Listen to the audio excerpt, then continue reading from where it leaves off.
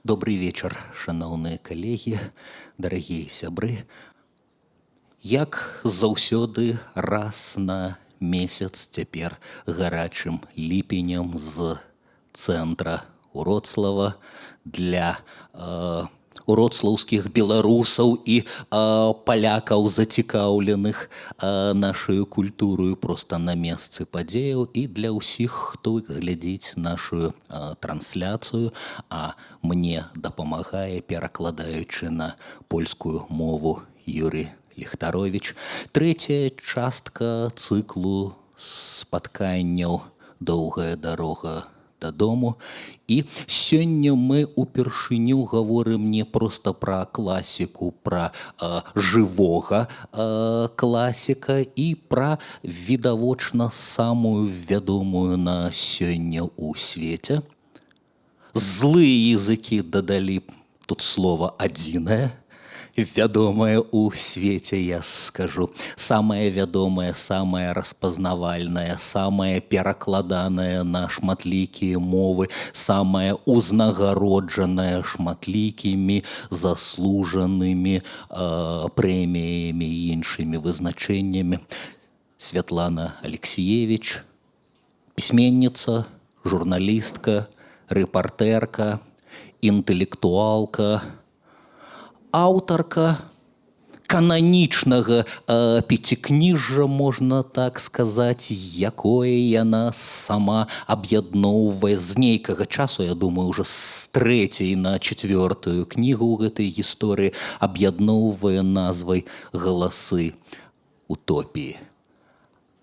І разважае пра такі феномен, як чырвоны чалавек у самых розных версіях, балючых зрэзах, эпохах, выпрабаваннях.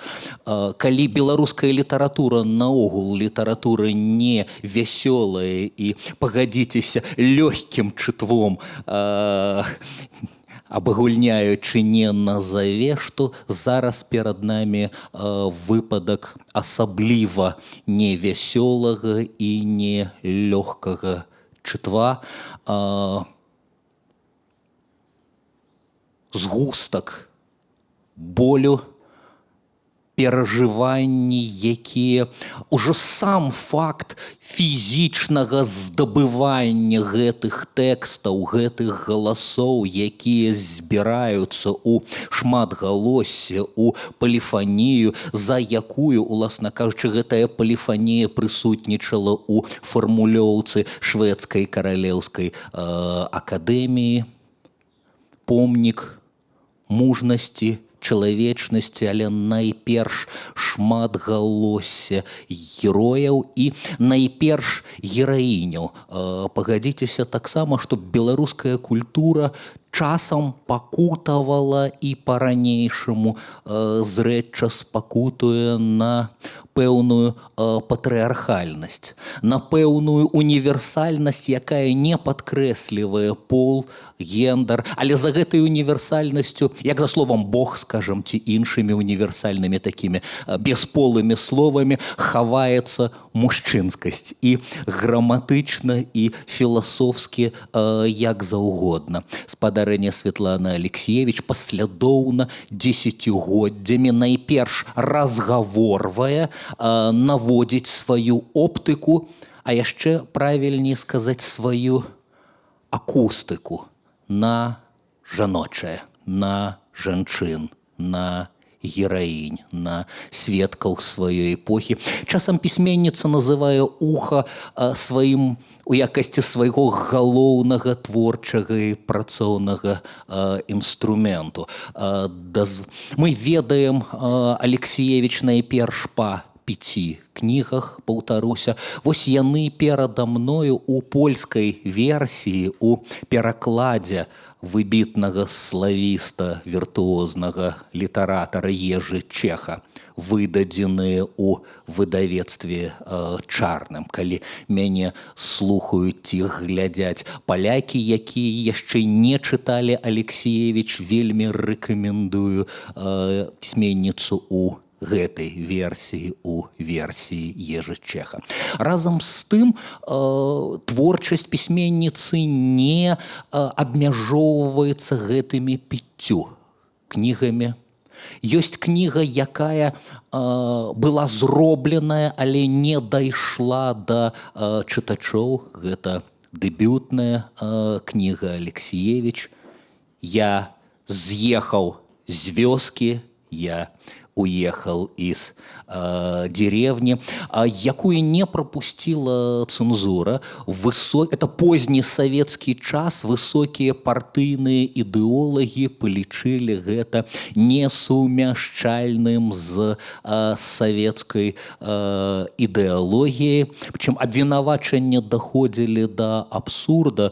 Пісьменніца, якая выросла у вёсцы, ва украінскай вёсцы, у беларускай палескай вёсцы, была абвінавачаная ў неведанні матэрыялу. Але потым пісьменніца падзякуе лёсу, што кніга не выйшла, і дэбютавала яна з рэччу, якую можна назваць сусветнай, сталай, спелай, вельмі дарослай, магчыма, самай славутай у свеце. Я кажу пра кнігу, якая у польскай версіі перакладаецца недаслоўна. У арыгінале гучыць назва «У вайны не женское лицо». У апошнім беларускім перакладзе ўжо не аблічча, а з'яўляецца слова «твар». У вайны не жаночы твар. Знаўцы літаратуры спрачаюцца, слушна ці не слушна так рабіць. Мяняецца граматычны род. Тое, што жаночае па сутнасці, набывае граматычна мужчынскую форму. Так? Першы перакладчык Мікола Гіль пазбягаў гэтага аблічча лицо. Беларускі перакладчык Валентина Кудович, выбітны наш мысляр, эсеіст, лічыў, што гэта нават добра. Парадокс робіцца відавочным. Кантраст робіцца відавочным. Ёсць 2 кнігі, якая пісьменніца доўгія часы абяцала сваім чытачам. Абяцала кнігу пра каханне. Думаю, што вы не раз чулі яе працоўную назву. Цудоўны ці прыўкрасны алень вечнага палявання. Пісьменніца таксама думала пра кнігу, пра старасць і сыход, разважаючы, раптам цывілізацыя, прагрэс падараваў людзям дадатковыя 20-30 гадоў, і ніхто так па-сапраўднаму, па-філасофску аб'ектыў не навёл на асэнсаванне гэтага падарунку з усімі плюсамі і мінусамі, якія мы маем. І ёсць яшчэ адна кніга, якая апублікаваная, але сама пісьменніца яе згадвае мімаходам і ў канон свой вялікі у пяцікніжжа не уключае. Я пра кнігу «Зачараваныя смерцю», кніга на зломе 2 эпох, 2000-годдзяў, з'явілася вельмі сімвалічна ў 2000 годзе. Кніга, калі адным словам, то пра самагубцаў. Тым, каму удалося, і тады за іх апавядаюць іх блізкія, сведкі гэтага, альбо тыя, каго ў апошні момант уратавалі. Яны апавядаюць пра прычыны, і прычыны выяўляюцца ідэалагічнымі. Гэта не проста кніга пра самагубствы, а кніга пра людзей, якія не прымалі сваю эпоху, заканчэнне, крызіс пэўнай ідэалогіі, заканчэнне савецкага часу, а што прыйшло на змену. Мы зараз, асабліва маладая наша частка, гаворым пра кашмарнасць савецкіх часоў. Можаце ўявіць сабе пакаленне, якое напалоханае новым часам, якія хапаюцца за савецкае, як за апошнюю нейкую тэрыторыю сваёй утульнасці. Ці можа быць тысяча прычын таго, чаму чалавеку некамфортна ў новай эпосе. Так ці інакш, Алексеевич часам прызнаецца, што прырода яе творчасці, шматгалосся, дыялог, новыя людзі, якіх яна слухае, спрычыняюцца да таго, што яна ніколі не ставіць кропку. Яна як бы не тое, каб перапісвае кнігі, яна іх дапісвае, яна вяртаецца новыя рэдакцыі шырэйшыя, чым папярэднія. Яшчэ адзін спосаб у нашай постсавецкай сітуацыі, вы разумееце, пашырыць і паглыбіць кніжку, гэта вернуць выразанае цэнзурай. Кожная алексеевічская кніжка сутыкнулася з цэнзурнымі праўкамі, часам вельмі моцнымі. Пісьменніца знаходзіць час і магчымасць вяртаць гэта ўсё. А адзін выпадак, пра які мы пагаворым, у цэнтры гэтага пяцікніжжа стаіць томік «Цынкавыя хлопчыкі». Вы, мабыць, ведаеце, што спачатку апублікавана была кніга, потым гэтая кніга зрабілася інсцэнізацыяй тэатральнай версіі купалаўскім тэатрам. А калі п'еса прайшла па беларускім тэлебачанні, гэта справакавала, здавалася б, у рэдкі час сапраўднай беларускай незалежнасці. 92-93 гады, але з'яўляюцца абураныя галасы, і у канцы 20-го стагоддзя пісьменніцу у Менску у нашай краіне судзяць за напісаную кнігу. Адбываецца публічны працэс над цынкавымі хлопчыкамі, але Алексеевич не была б сабой пісьменніцай, рэпартэркай, журналісткай, каб не скарысталася гэтым.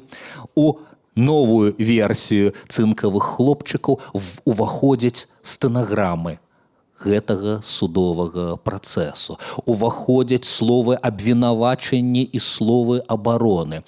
Уваходзяць водгукі, уваходзяць выкрыкі на судзе. Уваходзяць, урэшце рэшт, публічныя выступы калегаў, якія бароняць пісьменніцу у друку. Усё гэта у новай версіі можна прачытаць. Да чаго я ўсё гэта веду, увесь гэты зацягнуты уступ?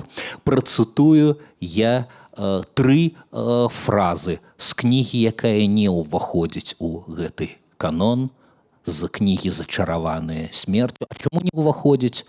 Бо з часам яна пашыраная, паглыбленая, больш універсальная, зрабілася кнігаю «Час секонд-хенд». Але я цытую «Зачараваных смерцю». Дык хто мы? А мы людзі вайны. Мы або ваявалі, або рыхтаваліся да вайны. Мы ніколі не жылі інакш.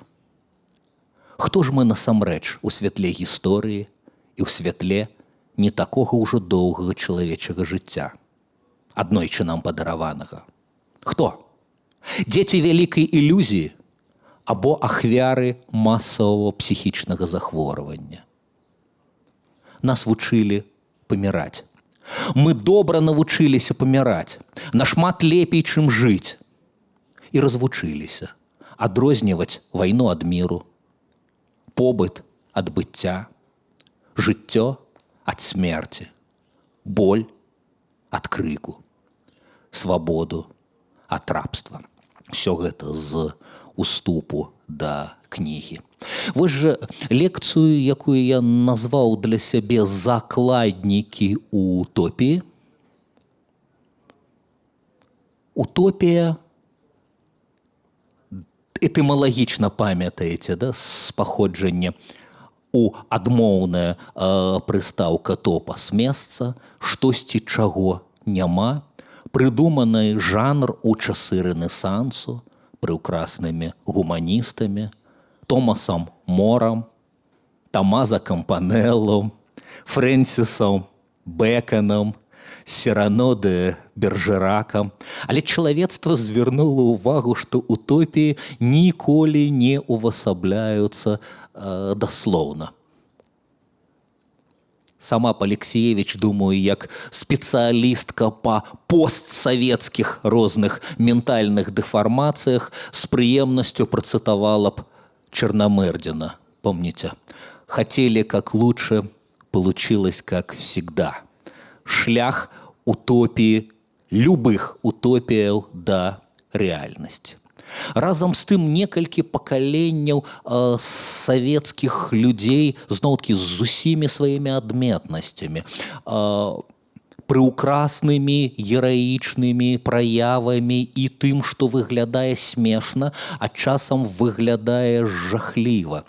Некалькі пакаленняў, і Беларусь таксама ў эпіцэнтры гэтай з'явы, дзе было ўсё акрамя спакойнага, стабільнага, годнага чалавечага жыцця, акрамя часу на мудрасць, на глыбіню, на мысленне.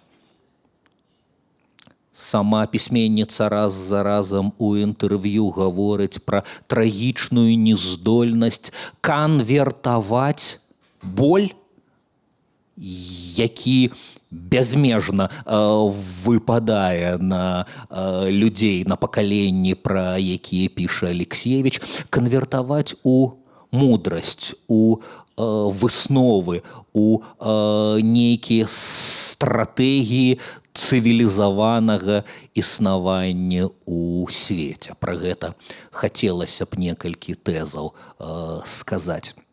А яшчэ унікальнасць, не унікальнасць, але адметнае месца ў літаратуры, яно паміж літаратурай, высокай літаратурай і журналістыкай. У Алексіевіч заўсёды было шмат хейтараў. Самыя вялікія, відаць, прадстаўляюць рускі мір і ненавідзяць пісьменніцу, як яны кажуць, за ачырнення гэтага свету. Ёсць у Алексіевіч дастаткова не толькі расійскіх, але і беларускіх крытыкаў. Шмат каму з нашых інтэлектуалаў не да канца камфортна, што пісьменніца працуе з рускай мовай. Дачакалася Беларусь, беларуская інтэлектуалка, літаратарка атрымала Нобелеўскую ўзнагароду, якая ў Стакгольме прагучала, як і ўсе яе творы, на рускай мове. Але з вялікай надзеяй пачула абзац, які ў урачыстым спічы прагучаў таксама па-беларуску.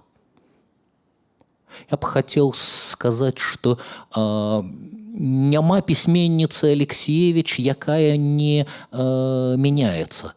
Яна мяняецца ўвесь час і перыядычна шчырую справаздачу рэгіструе як бы гэтыя змены. Неяк пісьменніца параўнала сваю славутую аповесцю вайны «Не жаночы твар» з іншай працай з цынкавымі хлопчыкамі. Дзве вайны, але першая вайна, это прызнанне пісьменніцы, пра якую яна казала, канешне ж, інакш, чым папярэднікі. Зараз мы спынімся, што яна робіць інакш. Але яшчэ як чалавек не вылучае сябе, не супрацьпастаўляе сябе сістэме, унутры якой гэтая вайна функцыянуе як вялізарны міф.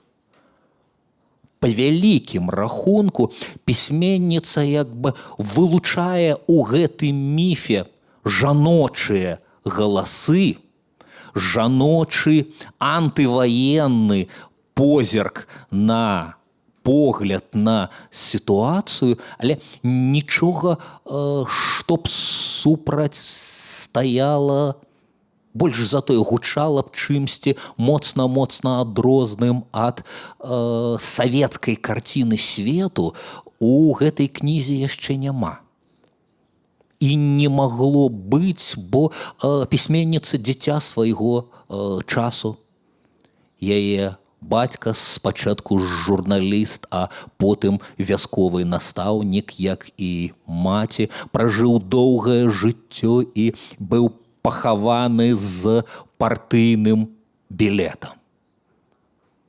Хоць у нейкі час ён расплакаўся ў дыалогу з сваёй дачкой, пра што згадвала пісьменніца.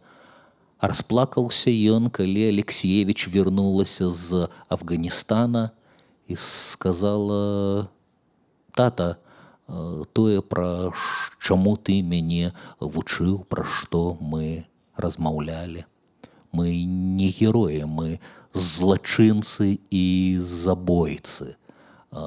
Тут бацька расплакаўся.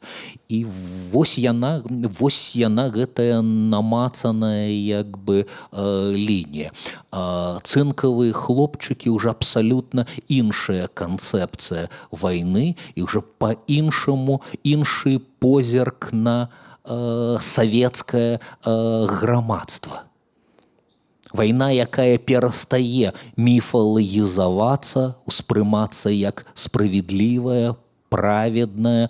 Вайна, пра якую апавядаецца як пра вялізарнае злачынства, забойства. Але гэта як бы пераход якасны. Разам з тым, шаноўныя калегі, я думаю, шмат хто з вас чытаў і першую кнігу «У вайны не жаночы твар». Хочацца займацца вайной пасля кніг Алексіевіч? Відавочна, не, і гэта адна з першых заслуг, якую аўтарка можа паставіць сабе ў актыў. Я, як выкладчык літаратуры, я студэнтам шмат гадоў выкладаў французскую літаратуру, люблю прыводзіць гэты прыклад і ў сувязі з Васілём Быкавым, і ў сувязі з Святланай Алексіевіч. У 19 стагоддзі Стендаль напісаў кнігу «Пармскі кляштар» пра маладога чалавека, романтыка, захопленага героікай вайны. Пагадзіцеся, вялікая частка чалавечай культуры, магчыма, на тэрыторыі так званага рускага міра сёння гэтая частка яшчэ больш канцэнтраваная, гераізуе. Хаця і, я думаю, што і амерыканскі Галівуд не так далёка ад гэтага адстаіць. Вайна, якая выглядае як бы з птушынага палёта, як сіметрычна рухаюцца гэтыя палкі, як зачароўвае гэты барабанны пошчак і горны, там ці дуды, валынкі, як гэта ўсё засмоктвае ў варонку рамантычных пачуццяў, як хочацца.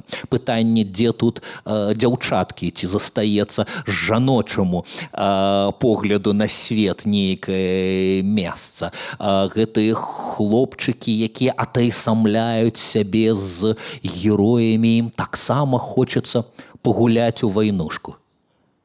Спачатку пагуляць, а потым, можа быць, і спрычыніцца да чагосьці сур'ёзнейшага. Вось жа Стендаль такога Фабрыцыю юнага намаляваў. Ён трапляе следам за сваім героем Напалеонам. 19 стагоддзя абагаўляе Напалеона.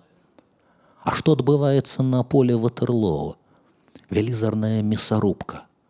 Вачыма хлопчыка, які не можа адрозніць сваіх і ворагаў. ці ненаўмысна Стендаль так сканструяваў апісанне, адбываецца нейкае безладнае куламеса. Людзі не... У забіванні няма нічога прыгожага, нічога гераічнага.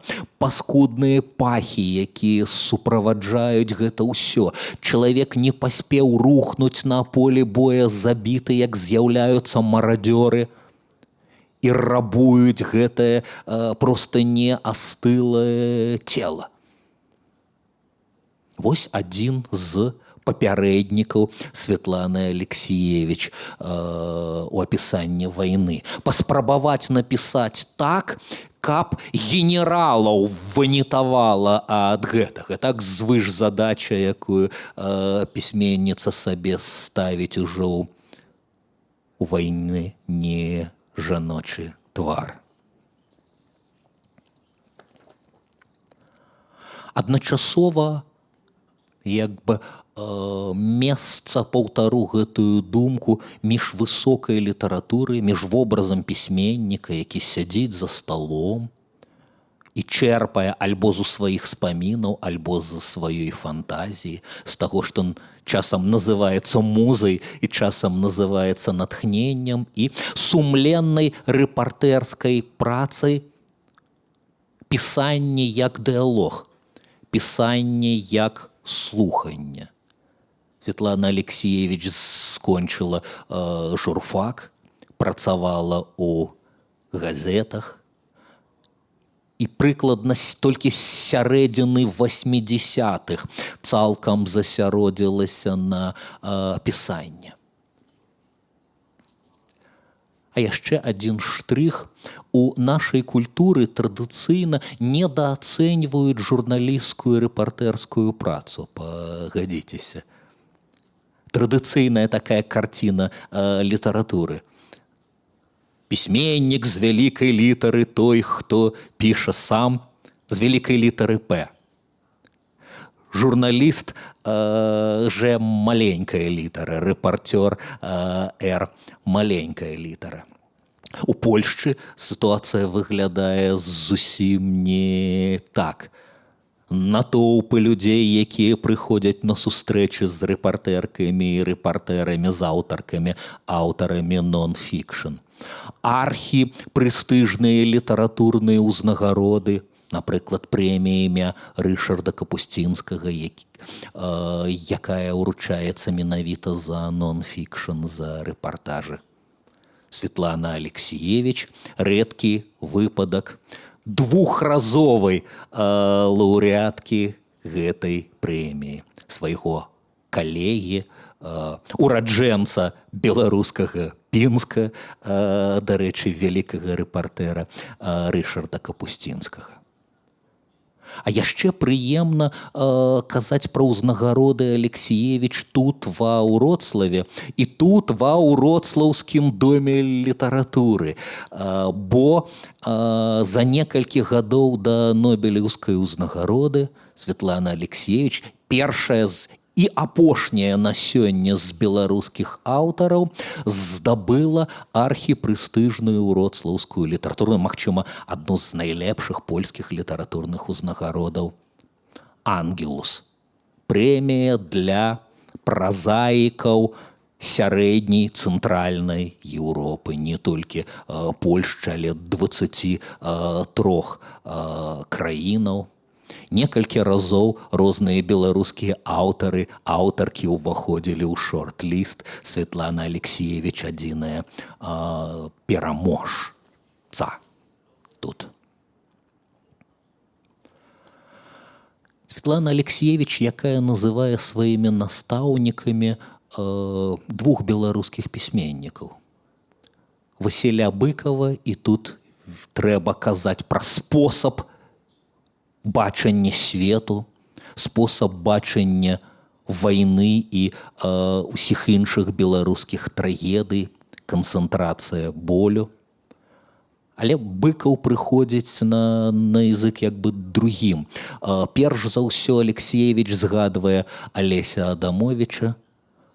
Таксама пісьменнік і непісьменнік, можна сказаць, у адным, і рэпартэр.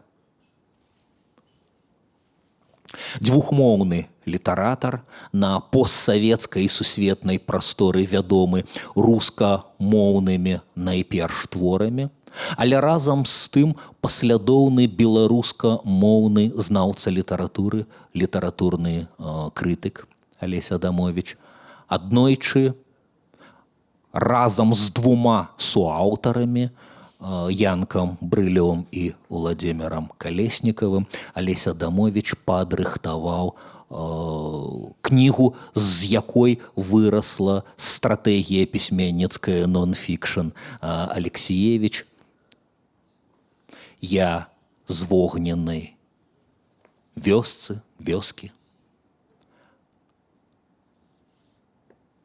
Пісьменнікі аб'ездзілі на працягу некалькіх гадоў 1970-1973 147 вёсак у 35 раёнах Беларусі, сабралі ўспаміны больш як 300 непасрэдных сведак, якія цудам, дзівам ацалелі падчас знішчэння беларускіх вёсак нацыстамі ў Другую сусветную.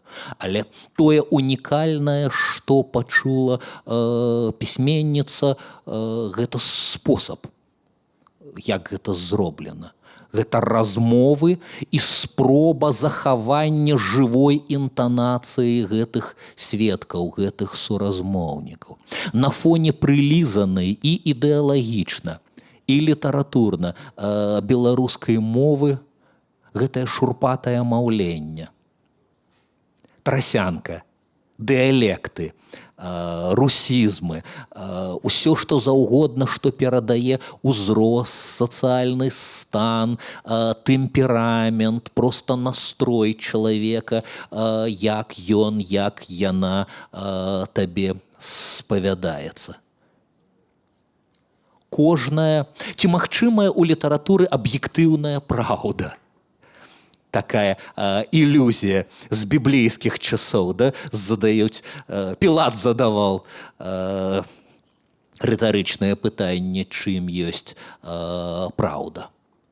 Сканструяваная шматгалосна нон-фікшн дае, кожны голас ёсць версія, безумоўна, праўды. Глыбока суб'ектыўнай версіі, але яны вельмі розныя, і яны даюць на сваім скрыжаванні нейкае набліжэнне да чагосьці, што аб'ектыўна існуе. І ў гэтым сэнсе кнігі, такія кнігі-дакументы дазваляюць дасягнуць чагосьці большага, чым пісьменніцкая фантазія, пісьменніцкае ўяўленне. Сярэдзіна, другая палова 20-го стагоддзя пісьменнікам прыходзіць, людзям слова, скажам так, у галаву. Чалавечая фантазія не паспявае за жыццём. У парадаксальнасці гэтага жыцця, у трагізме гэтага жыцця, у абсурдзе гэтага жыцця, у нечалавечай жорсткасці гэтага жыцця. І гэта відаць з кнігі «Я з вогненнай вёскі», настольнай кнігі, падручніка для будучай геніяльнай сусветна вядомай пісьменніцы.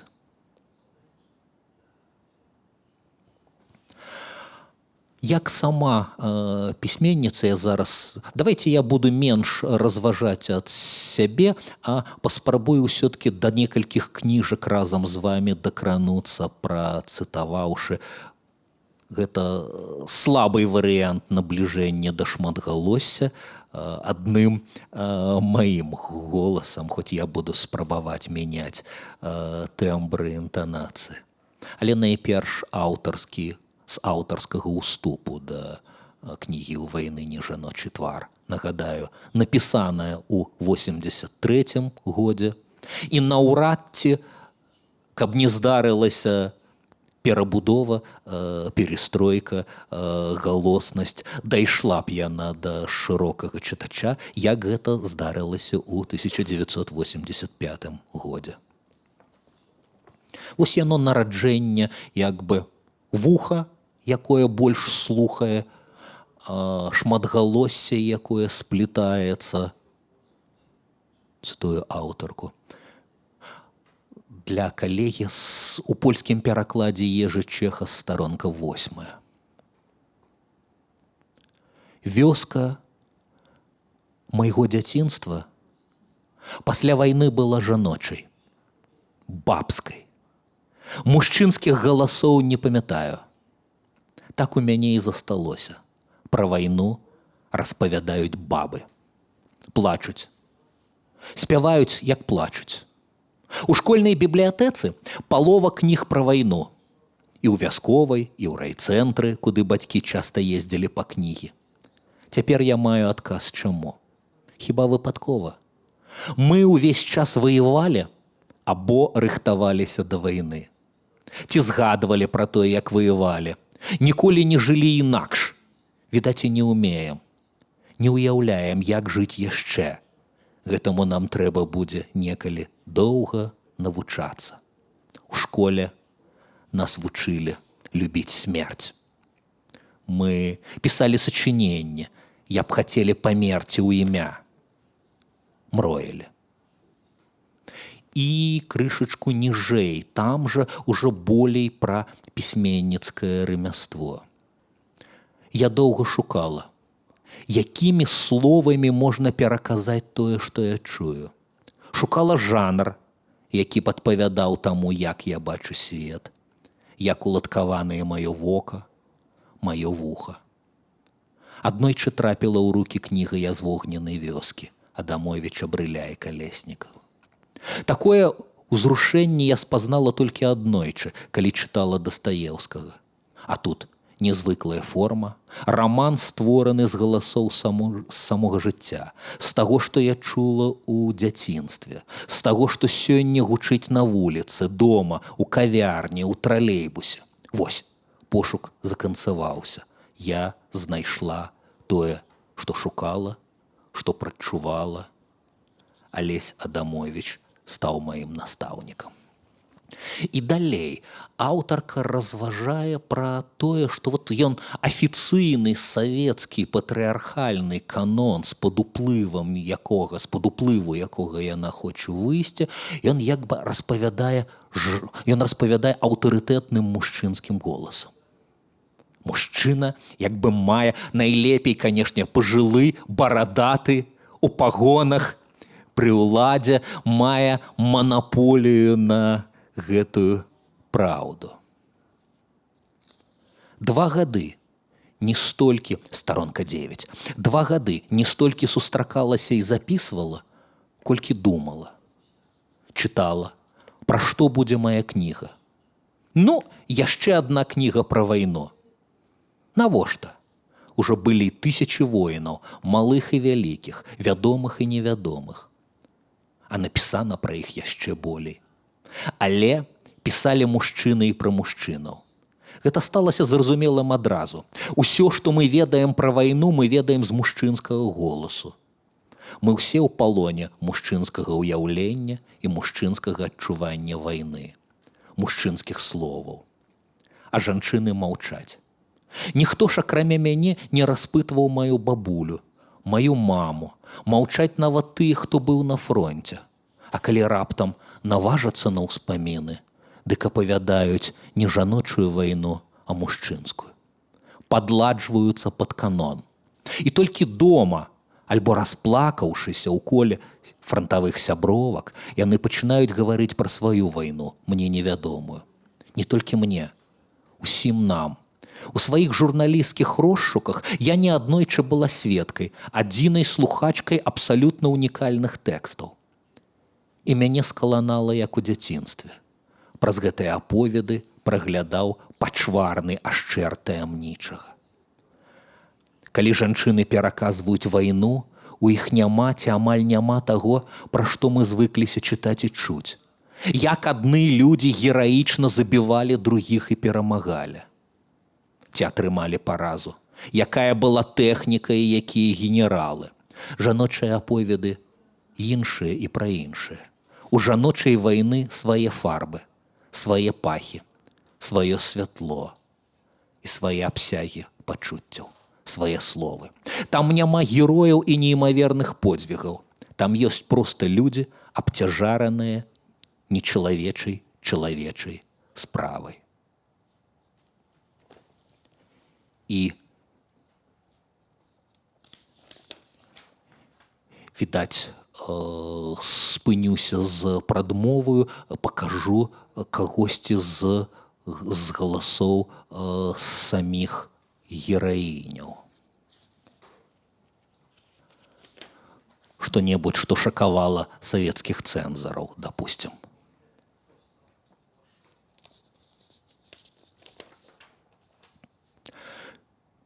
Сторонка 90 у Ежи Чеха. Ты пытаешь, что на войне найстрашнейшее.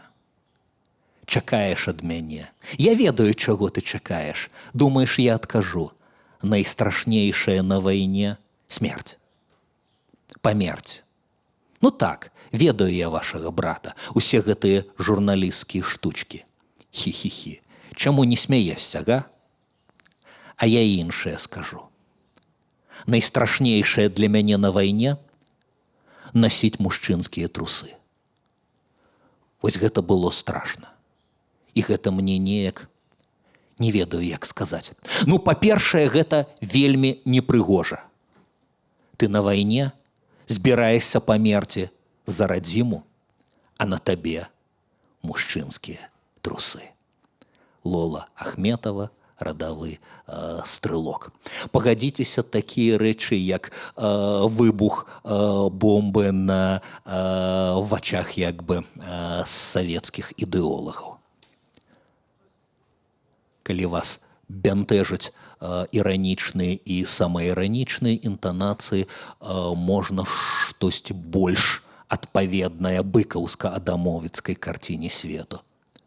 Але зноў пагадзіце, але зноў звярніце ўвагу, будзе пра гендер, будзе пра жаночае і мужчынскае. Згадвае партызанка Раіса Рыгораўна Хасяневіч, сторонка 290 у Ежы Чеха, пра сустрэчу з уласным дзіцяцем, якога не бачыла немаведама колькі. Бяжыць суседская дзяўчынка. Ой, Лёніна мама, а Лёня жывы. У мяне ногі не ідуць далей. Сын жывы. Яна сказала, што свякруха памерла ад тыфу, а Лёня ўзяла суседка. Заходжу да іх на падворак. У чым я? У нямецкай гімнасцёрцы, у зацыраваных чорных ватніках, у ботах старых. Суседка мяне адразу пазнала, але маўчыць. А сын сядзіць, босы, абарваны. Як цябе завуць, хлопчык, пытаюся. Лёня. А з кім ты жывеш? Жыў раней з бабуляй. Калі яна памерла, я яе пахаваў. Я прыходзіў да яе кожны дзень і прасіў, каб яна забрала мяне ў магілку. Я баяўся адзін спаць. А дзе твае тата і мама? Тата жывы, ён на фронте, а маму забілі фашысты. Так бабуля сказала. Са мной былі двое партызанаў, хавалі сваіх таварышаў. Яны слухаюць, што ён кажа, і плачуць. Тут я не вытрымала. Чаму ж ты сваёй мамы не пазнаеш? Ён кінуўся да мяне. Тата! Я ў мужчынскім адзенні, у шапцы, а потым абняў з крыкам «Мама!». Можна кіламетры тэарэтызаваць пра мужчынскае і жаночае. Пагадзіцеся, што жыццё часам сапраўды апярэджвае любое аўтарскае уяўленне. Мабыць, гэта самае меў на ўвазе Алесь Адамовіч, калі сфармуляваў, пусціў ва ўжытак досыць спрэчны тэрмін літаратуразнаўчы. Зараз пакатаю яго на языку. Ну, давайте не я нават гэта зраблю, зноў вуснамі Алексіевіч у Стакгольме са стакгольмскай трыбуны у нобелеўскай лекцыі яна выражае сваю удзячнасць. Мой настаўнік Алесь Адамович, чыё імя хачу назваць сёння з удзячнасцю, лічыў, што пісаць прозу пра жахі 20-го стагоддзя кашчунна. Тут нельга выдумваць. Праўду трэба даваць, як яна ёсць. Патрабуецца звыш літаратура. Слова як бы у двукоссях. Звыш літаратура. Гаварыць павінен сведка. Гэта адамовіцкі тэрмін. Сёння ён у мяне выклікае двухсэнсоўнае такое неадназначнае адчуванне. Вот чалавек дзесяцігоддзямі змагаўся з ідэалогіяй нацызму і ўжыў тэрмін з прыставачкай «звыш». Разумееце, пра што я? Як бы дыскрымінуючы, а іншая літаратура тады менш, чым літаратура. І шмат хто з беларускіх аўтараў фікшн абразіўся на Адамовіча тады. Мы тады хто і чым займаемся. У апраўданне аўтару трэба сказаць, у якім загоне, у якой недапашане была пазіцыя і прафесія рэпарцёра. Відаць, адсюль такое падкрэсленае жаданне падняць, паставіць на п'едэстал гэта рамяство. А яшчэ гэты жанр вызначалі так. Эпапея, дзённік, альбо магнітафонная літаратура, альбо са славянскім такім адлівам саборны раман. Але маецца на ўвазе, канешне, разумееце, пра што вядзецца? Пра супольнасць. Пра грамадзянскую супольнасць сённяшняй мовай, да, якая апавядае шматгалоссям. Эпічна-харавая проза.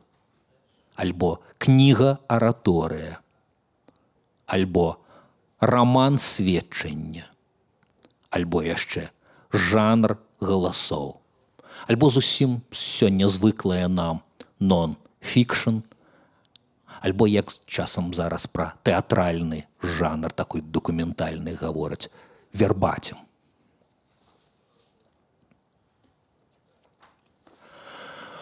Потым я відавочна не паспею сёння сказаць пра пяцікніжжа, але сказаць пра ваенную Алексіевіч варта. У тым жа самым 85-м годзе з'явілася другая частка пенталогіі, кніга з назваю «Апошнія сведкі». І гэтая кніга, бачыце, візуальна, як і ўвесь пяцітомнік Алексіевіч па-беларуску, гэта адзіная частка, прысутная ва Вроцлаўскай бібліятэцы. Рэкамендую вам яе. Вельмі арыгінальнае афармленне. Гэта перанесенне як бы візуальнае аўдыакнігі. Так гучыць голас аўтарскі ў аўдыакнізе.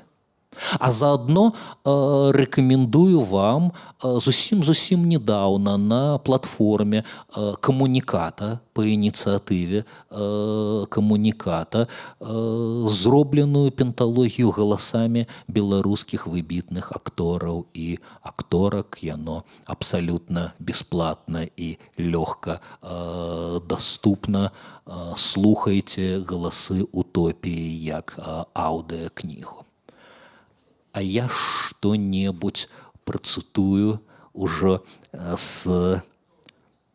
дагэтуль я цытаваў як бы Акудовіча за кадрам, да, разам з Светланай Алексіевіч і героямі. А гэтую кнігу ў перакладзе Барыса Петровича вам працытую.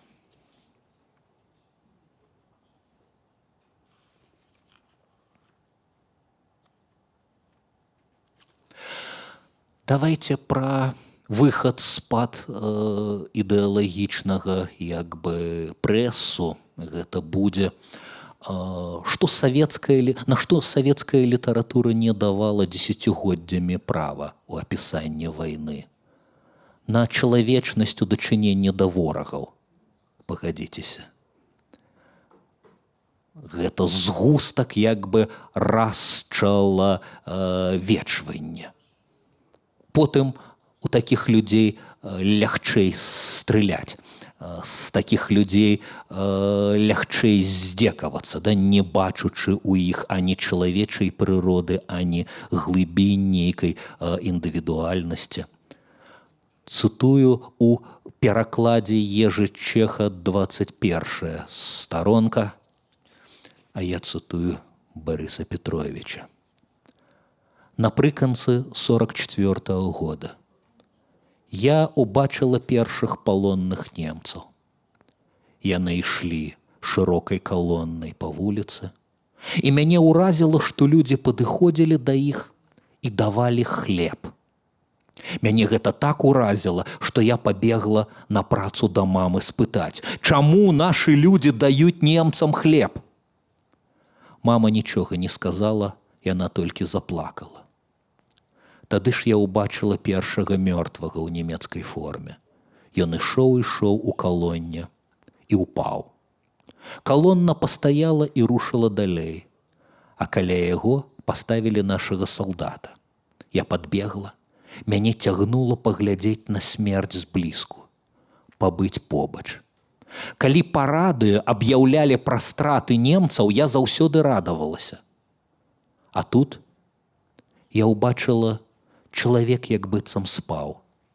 Ён нават не ляжаў, а сядзеў, паўсагнуўшыся, галава трохі на плячы. Я не ведала, ненавідзець мне яго ці шкадаваць. Гэта быў вораг. Наш вораг, клічнік.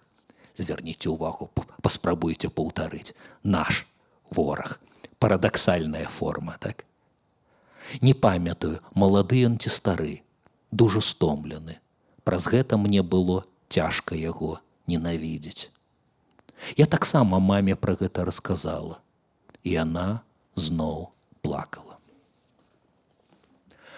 Гэтая кніга, як бы вайна паказаная тымі, хто ацалеў, маючы 4 годзікі, 6 гадоў, максімум 12-13, дзеці, падлеткі, якія выраслі і на момант паўставання кнігі засталіся так апошнім пакаленнем, якое рэальна заспела вайну. Без міфічных ветэранаў, якія дагэтуль, чым далей ад вайны, тым больш на хвале альбо лукашэнкаўскай ідэалогіі, альбо пуцінскага рускага свету з'яўляюцца ардэнаносцаў на розных парадах. Алексеевич заспела апошняе, праінтэрв'юавала апошняе пакаленне, якое праз дзіцячую прызму падзялілася чымсьці вельмі балючым і траўматычным.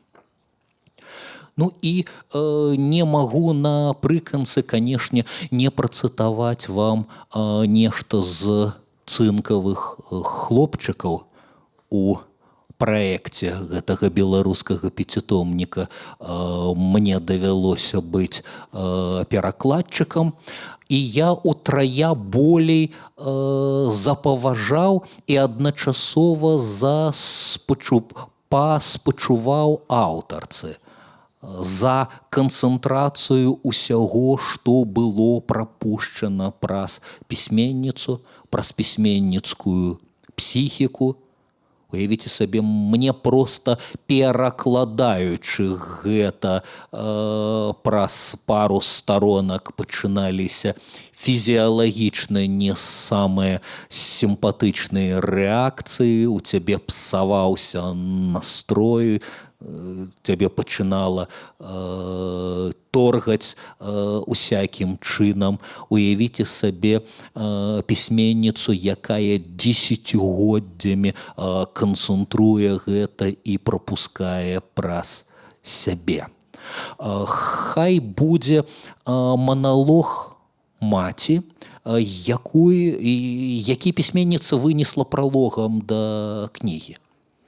У падзагалоўку лекцыі я пытаюся рытарычна, ці можна вярнуцца з вайны. Стаецца фізічна тым, каму пашанцавала, тыя вяртаюцца, абдымаюцца з роднымі, плачуць, вяртаюцца да мірнага жыцця.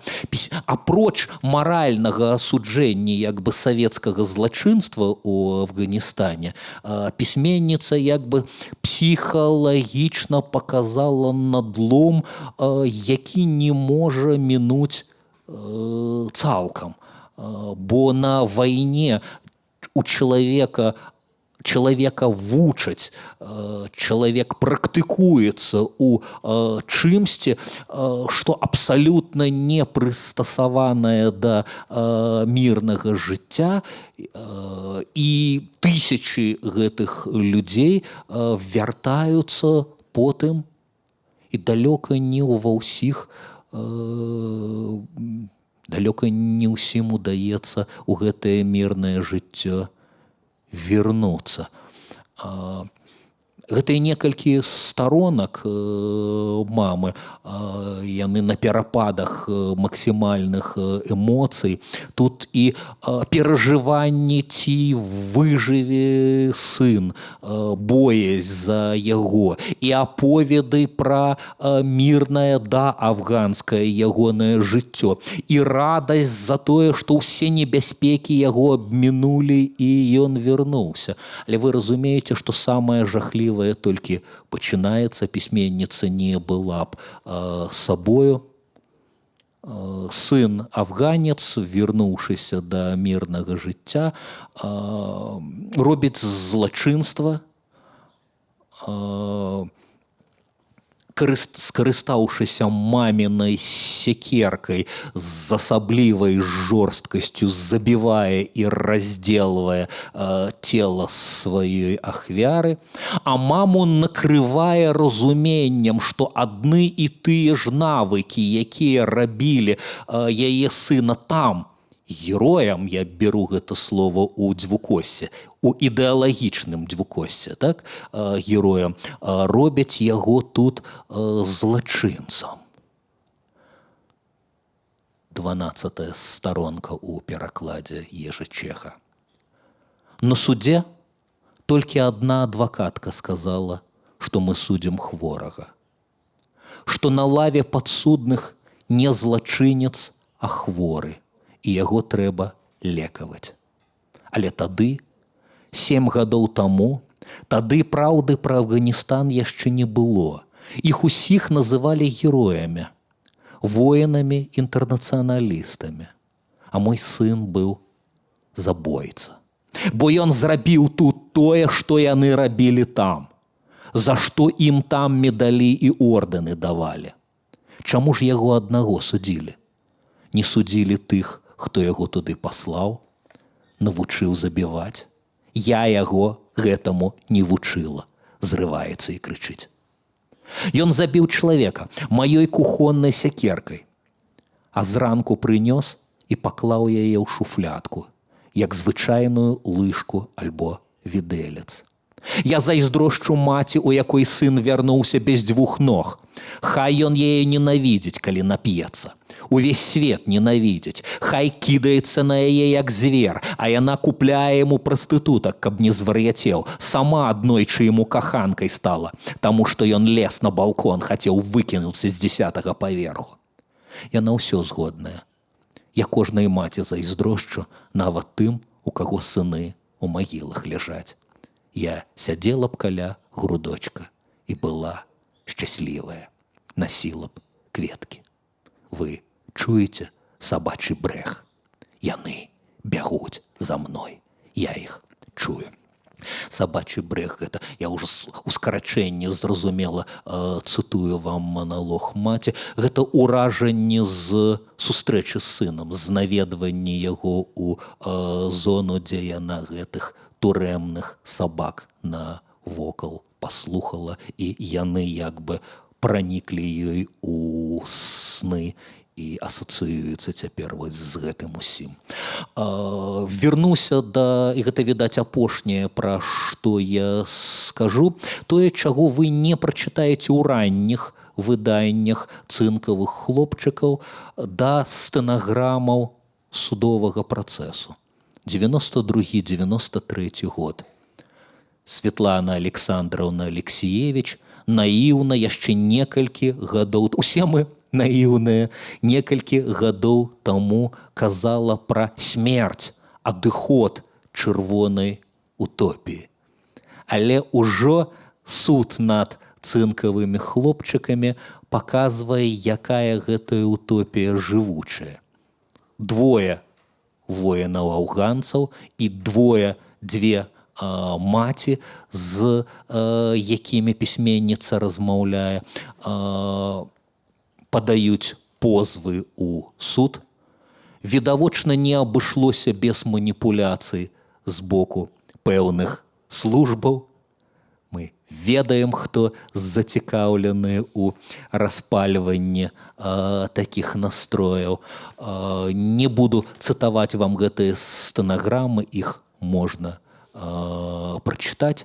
Хочацца працытаваць голас аднаго пісьменніка, Васіля Быкова, які на усесаюзнай, як тады казалі, да? Хоць час уже ранняй беларускай незалежнасці, трыбуне ў Маскве у літаратурнай газеце выступае ў абарону Светланы Алексіевіч, і паглядзіце, ён не проста абараняе пісьменніцу, ён ставіць грамадству, што ў Беларусі, што і ў Расіі, адкуль бяруцца гэтыя працэсы. 307 старонка ў перастварэнні Ежы Чеха. А цытую, а публікацыя была 26 студзеня 94 году. Паглядзіце, пра нараджэнне чаго гаворыць Васіль Быкаў. Злавесны подых імперскай палітыкі не да канца рэалізаваны в Афганістане, усё больш выразна адчуваецца ў Беларусі. Суд над Светланай Алексіевіч толькі складовая частка, адзін эпізод у доўгім ланцугу прыхаваных і адкрытых праяваў такога кшталту.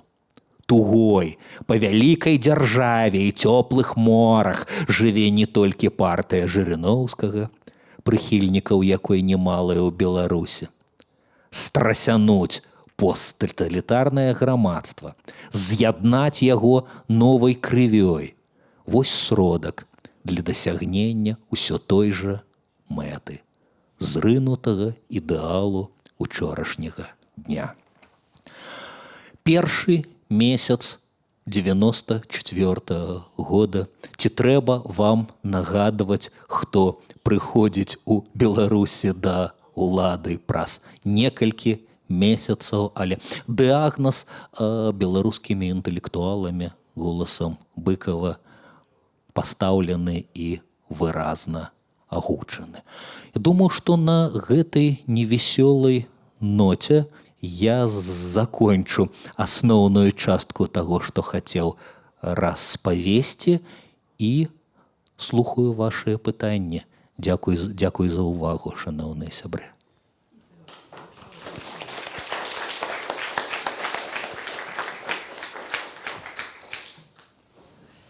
В Беларуси можно сегодня купить книжки Светланы Алексіевіч.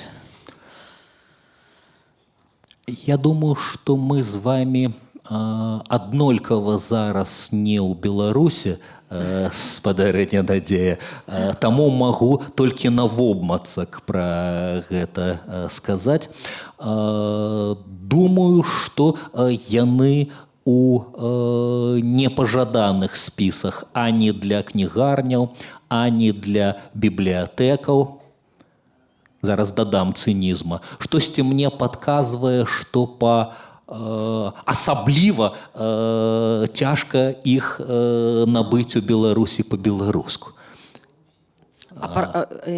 Так пытанне, чи ввогуле як сёння ёсць і ў Расіі nie wiem, w Białorusi, może w Latvii. Jaki jest dostęp do tych książek? Czy po rosyjsku, czy po białorusku? Я думаю, что все это можно купить, по-перше, праз интернет. Озбай? Цудоўна, бачыце. Дякую. Наша дыскусія пераметнулася ў залю, калі хочаце выказацца, бярыце, калі ласка, мікрафон. Я пра столькі ўсяго цікавага не сказаў, што скарыстаюся вашымі рэплікамі як нагодай што-небудзь дадаць, безумоўна. Пане прафесор, шановны дэкан. І, канешне, ну, вось гэта дакументальная проза, ці як яшчэ розныя ёсць назвы для гэтай літаратуры. І, ну, здаецца, што людзі, шмат такіх і журналістаў спрабавалі працаваць у гэтым жанры, бралі інтэрв'ю, рабілі там потым кнігі з гэтых успамінаў. Але ў іх не атрымалася тое, што атрымалася у Алексіевіч. Вось і некаторыя казалі, ну што яна зрабіла, прайшла там, узяла інтэрв'ю, ось тут сядзяць 20 чалавек, взялі там 25, взялі інтэрв'ю, напісалі і будзе кніга. А чаму вось у іншых не атрымоўвалася, а ў яе атрымалася? У чым гэта вось тайна гэтага мастацтва? Дзякую. Спадару Віктару, дзякуй за пытанне. Каб я ведаў дакладна, я б атрымаў другую нобелеўскую ўзнагароду за свае рэпарцёрскія кнігі, таму я магу толькі прыблізна здагадвацца. Але магу падказаць такую кніжку. Агнешка Войчинска размаўляе з тузінам рэпарцёрак і рэпартэраў з розных краінаў, польскіх і непольскіх, і сярод іх ёсць «Перспектыва Мрувкі» называецца гэтая кніга. І зусім недаўна чытаў размову з Светланай Алексіевіч, дзе вось якраз пытанні літаратурнай ці літаратурна-рэпартэрскай кухні цікавілі журналістку, цікавілі аўтарку. Зараз паспрабую што-небудзь адсюль прыгадаць вам. Ну, напрыклад, праблема аўтарызацыі тэксту. Што рабіць з тым, чалавечая шчырасць жа, гэта штука, якая з'яўляецца толькі ў пэўным настроі на колькі хвілін ці секунд.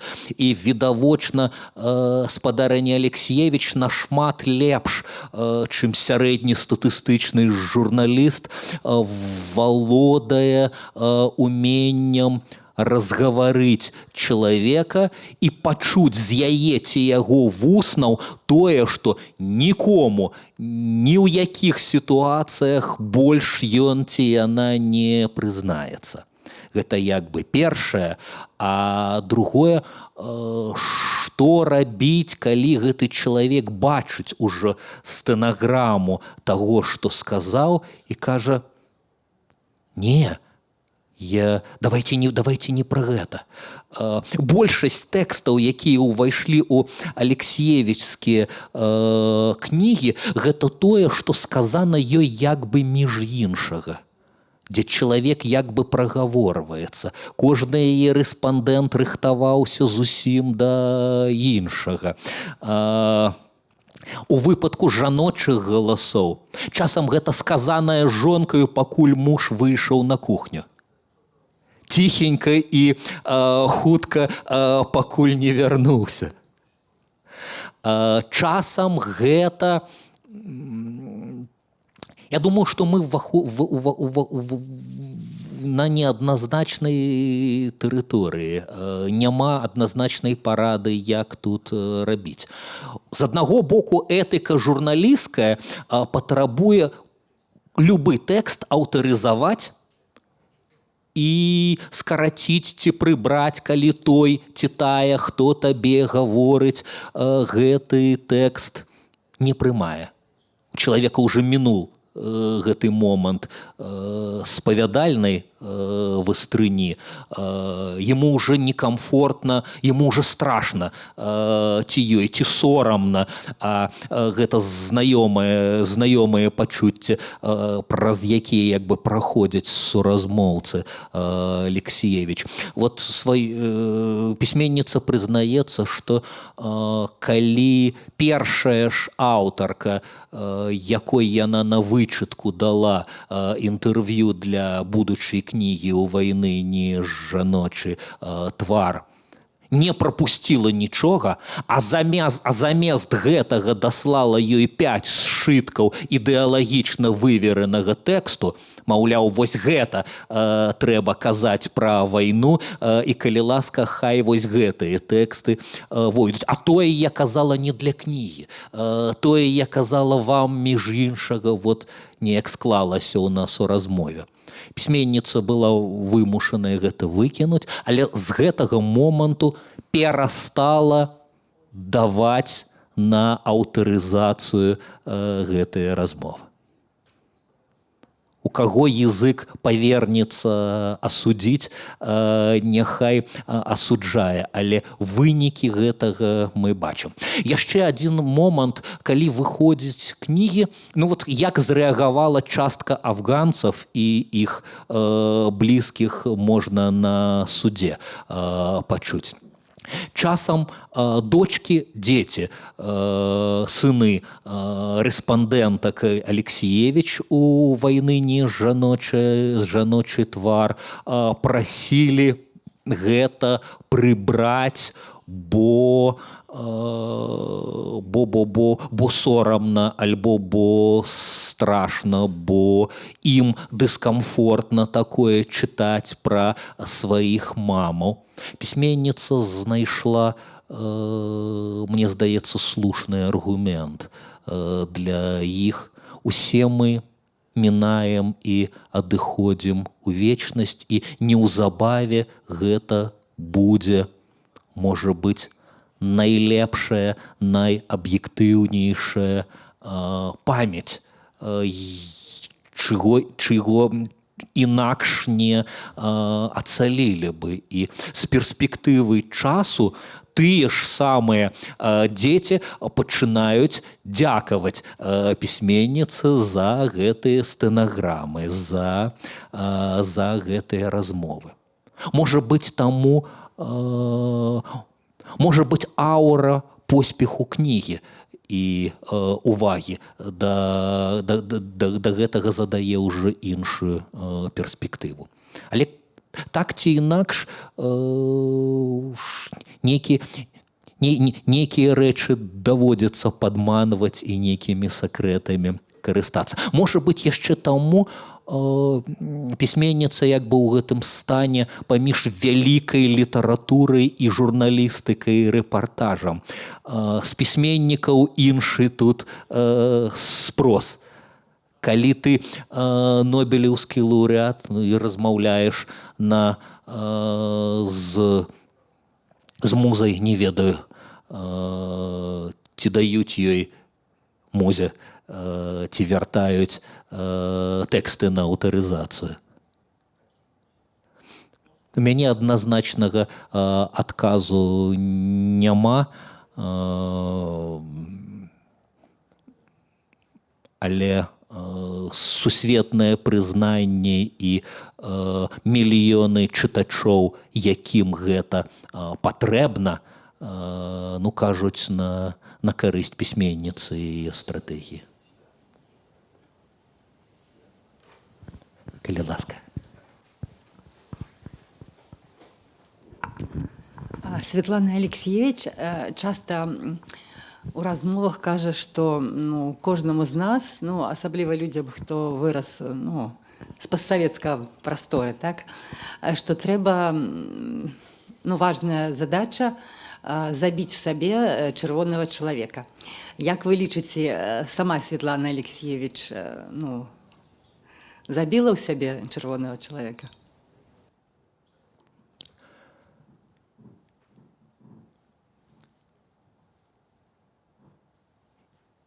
Я думаю, что глыбіня і балючасць кніг, эфект канчатковы і блізка не быў бы дасягнуты, калі б пісьменніца адчувала гэтае ўсё толькі тэарэтычна і толькі на далёкай адлегласці.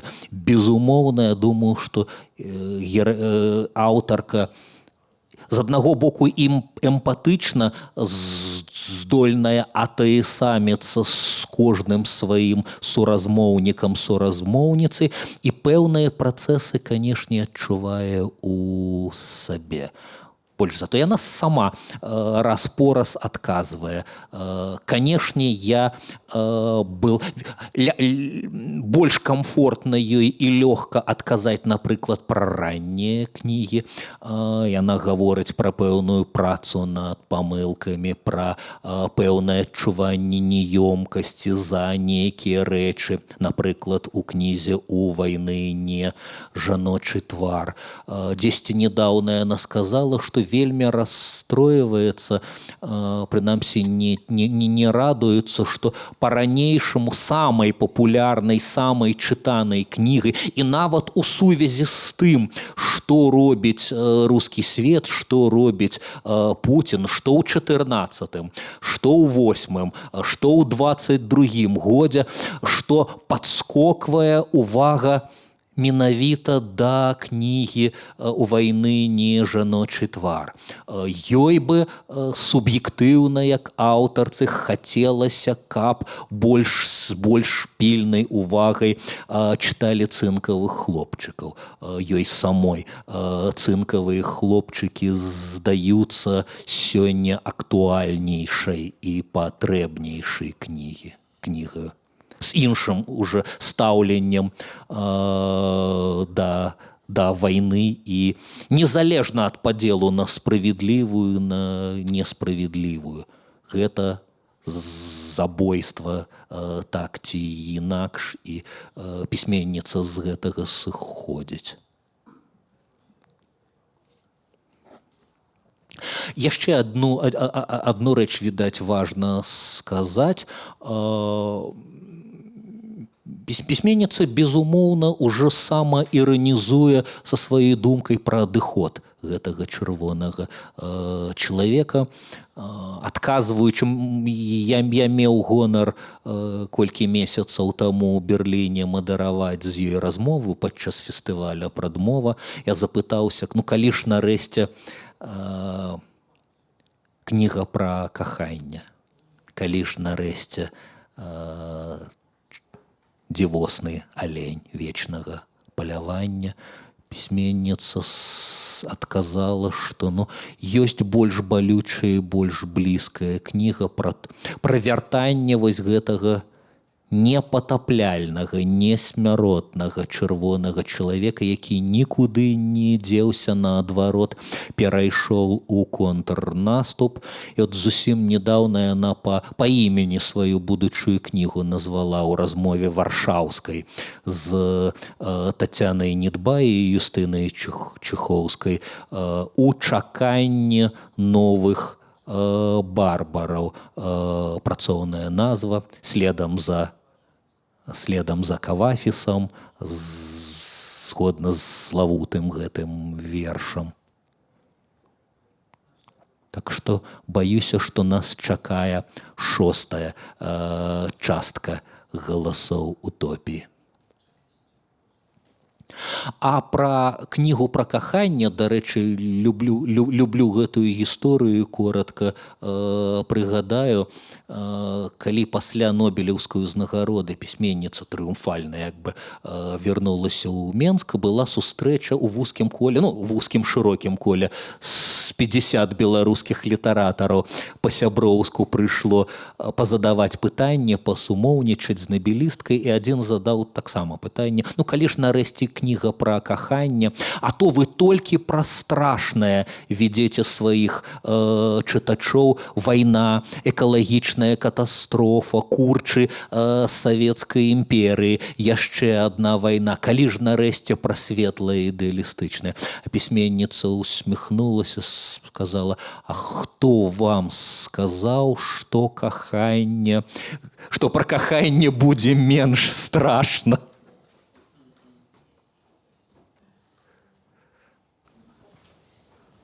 Калі ласка, Владимир. У меня, напэўна, пытанне да вас як да перакладчыка, хутчэй. Ці можам у кнігах Алексіевіч мы пачуць, уласна, голас Алексіевіч? Ці яе мова гэта нешта такое максімальна празрыстае, каб мы маглі дакрануцца да вось гэтых кавалкаў рэчаіснасці, которые апавядаюць гэтыя людзі? Дзякуй. Мне здаецца, у ідэале гэта мусіць супасці, гэта шматгалоссе, і, безумоўна, само Алексіевіч, ну, скажем, для чысціні пачнем з рускага арыгіналу. Ёсць там голас Алексіевіч ці няма? Ён ёсць відавочна ў аўтарскіх прадмовах, у дзённікавых устаўках, у заключных словах, але ён ёсць, канешне, і ў монтажы. Гэта не менш складана, чым паэтычны зборнік сабраць і ведаць, што пасля чаго наступае, развіваецца і гэтак далей.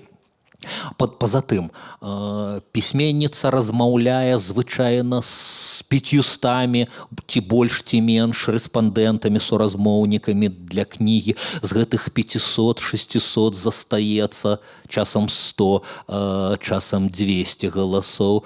Гэтыя шмат. Пісьменніца сустракаецца 7, 8, 9 разоў. Часам ад гэтых сустрэч з адным чалавекам застаецца абзац ці некалькі абзацаў тэксту. Гэта голас таго чалавека. Але сказаць, што ў гэтым няма голасу Алексіевіч, а калі на тое самае адказваць, як на перакладчыцкую праблему, відаць, ну, гіпакратаўскі прынцып: вельмі важна не нашкодзіць тэксту, у тым ліку не нашкодзіць са сваім разуменнем, што такое добра, што такое кепска ў літаратуры. Не трэба рабіць з Алексіевіч гладкую літаратурнасць. Гэта можа адпомсціць, тэкст можа перастаць працаваць. Ведаеце, хочу на польскім прыкладзе прывесці, вось акрамя пяцікніжжа Ежы Чэха, ёсць яшчэ 3 такія томікі па-польску. Яны на пачатку тысячагоддзя выходзілі ў Варшаве. Лешек Валасюк завуць гэтага перакладчыка. Яму часам, напрыклад, не падабалася назва Алексіевіч, і ён рабіл з гэтага літаратурную, як яму здаецца. От, напрыклад, «Чорнобыльская молитва». От перакладчыку захацелася вціснуць педаль, што называецца, раяля ў падлогу. Кшык Чарнобыля на вокладцы, да? Крык Чарнобыля. Я нават задумаўся праверыць себе, можа быць, все-таки гэта нейкая чарнавая аўтарская назва. Не гляжу. Тытул арыгіналу «Чорнобыльская молитва» лацінкай напісана. Назва перакладу «Кшык Чарнобыля». Перакладчык так бачыць. Захацелася зрабіць как красиво. Атрымалася як заўсёды. Ну і маё самае любімае кніга, якая ў арыгінале называецца «Цынкавыя хлопчыкі», па-польску называецца, у версіі Лешка Валасюка, называецца «Оловянныя жаўнежыкі», «Оловянныя салдатікі». У апраўданні перакладчыка можна сказаць некалькі рэчаў. Тое, што, канешне, ён думаў пра інтарэсы польскіх чытачоў, у якіх не працуе гэты мем цынкавы з цынкавымі трунамі, да? Але баюся, што Ганс Хрысціян Андерсэн мядзведжую паслугу гэтай назве падкідвае. Крышачку іншай, як бы з'яўляецца момант гераізацыі там, дзе гэтай гераізацыі у стойкі алавянны салдацік, мы ж памятаем, да? Ці гэта галоўнае у кнізе Алексіевіч было. У перакладчыцкай прадмове Валасюк шмат сказаў пра гульні стратэгаў, пра стратэгіі і дыпламатыі, пра гульні у салдацікаў. Безумоўна, калі ўявіць сабе палітбюро, якое гуляецца там, ці Савецкі Саюз з Амерыкай, якія гуляюцца ў халодныя і гарачыя войны, а маленькія салдацікі – гэта жыцці цэлых пакаленняў жывых людзей, безумоўна, гэта ўсё дзейнічае. Але пагадзіцеся, назвы алавянныя салдацікі мацней апраўдваюць і робяць персанажаў больш героямі і менш злачынцамі, чым назва... А назва Алексіевіч цалкам амбівалентная, як бы. Там ёсць і тое, і другое. Пагадзіцеся, што цынкавых хлопчыкаў і шкада, але і прысмак злачынства, металлу у гэтай назве ёсць. Ці варта было мяняць? Не думаю. Дарэчы, трэба сказаць, адна рэч, якая але, мабыць, маёй польскай мовы не хапае. Я гляджу на пераклад першай кнігі «Война нема в собе ніц з кобеты». Хіба так, так?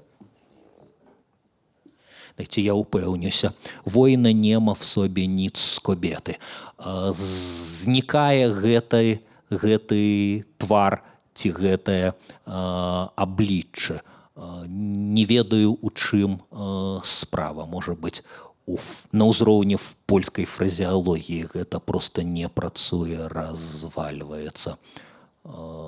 Можа быць, у зале ёсць хтосьці з лепшай, чым я, польскай мовы і культурнай чытальнасцю, хто ўзяўся паразважаць, чаму назва такім чынам памянялася.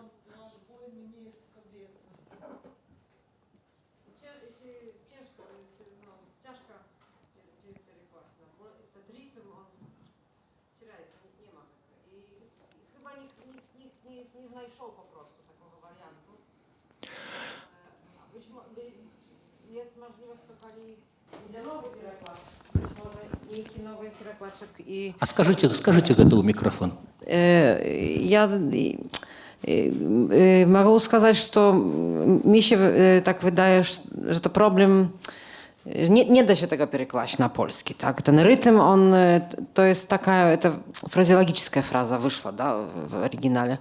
I po prostu nikt z перекладчиков jakby nie potrafił tak перекласть, aby zachapić ten rytm i być może, jak kali będzie nowy переклад, może jakiś nowy перекладчик i niejaką ideę, czy rytm złapie i jemu to się uda na polski tak перекласть, aby to oddawała. Ja zawsze też tak думаю, что завжди mi szkoda tego rytmu i tego, что вот это у войны не женское лицо, это такое прямо летит, эта фраза, вот она, как, знаете, как вырублена из камня, как скульптура. А у польским этого нема, ale ja tak ведаю od Polaków, что и так эта книжка вельми зробила, ну, jakby wielkie...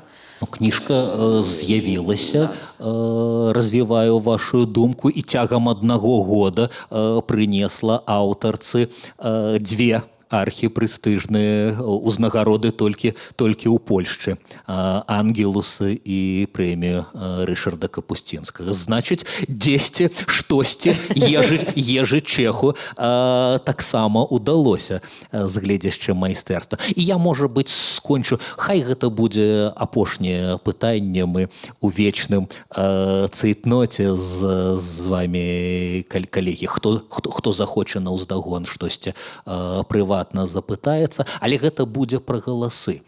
Вось гэты дзівосны праект, ён дзіўны ў сэнсе странны, да, і дзівосны адначасова. Пасля Нобелеўскай узнагароды выдадзеная Логвінам вінавым пяцікніжжа па узаемнай згодзе з аўтаркай, якая не пярэчыла, чамусьці 5 літаратараў мужчын розных пакаленняў удзельнічала ў гэтым праекце. Культавы наш журналіст, публіцыст, рэдактар Сергей Дубавец час секонд-хенд перакладаў, Уладзімір Арлоў, адзін з лідараў беларускай літаратуры, чэрнобыльскую малітву. Валентина Кудовіч, відавочна, ягоная версія сёння, можна сказаць, самая паспяховая, яна адгукнулася перадрукамі. Вось гэтую версію «У вайны не жаночы твар» пачалі выдаваць асобна ад пяцікніжжа і нават у мастацкую літаратуру, у дзяржаўнае ідэалагізаванае выдавецтва гэты пераклад прасачыўся. Апошнія сведкі Барыса Петровича, ну і мае, часткова мае, цынкавыя хлопчыкі. Я думаю, што калі кожны з 5 перакладчыкаў спрабаваў захаваць вось гэтую шурпатасць, не прылізваць, не дадаваць. Мы спрачаліся часам да хрыпаты, бо праект прыдуманы яшчэ так, што мы кожнаму мусілі бы быць рэдактарамі. Я меў прыемнасць пасля Валентина Кудовіча рэдагаваць «У вайны не жаночы твар» і змагацца з ягонай геніяльнай перакладчыцкай адсябецінай. Ведаеце, чытаю, параўноўваю пераклад і арыгінал. У арыгінале тут где-то недалеко загорелась береза.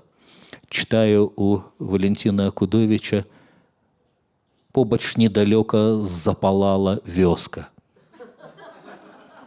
Я ветліва пішу ліст, кажу, як мне падабаецца, як мне комфортна з такім цудоўным, вынаходлівым перакладчыкам працаваць. Але, можа быць, тут мы ўсё-ткі замест слова «вёска» пакінем «бярозу». Спадар Андрэй піша мне такі самы разгорнуты, зычлівы ліст Кудовіч пра тое, як комфортна працаваць, і просіць напрыканцы пакінуць вёску. Я поступил у стиле Алексеевич, можно сказать, якая перестала давать на аўтарызацыю сваім рэспандэнтам. Я паслаў выдаўцу, не аўтарызуючы гэтую старонку з перакладчыкам Валентинам Акудовічем.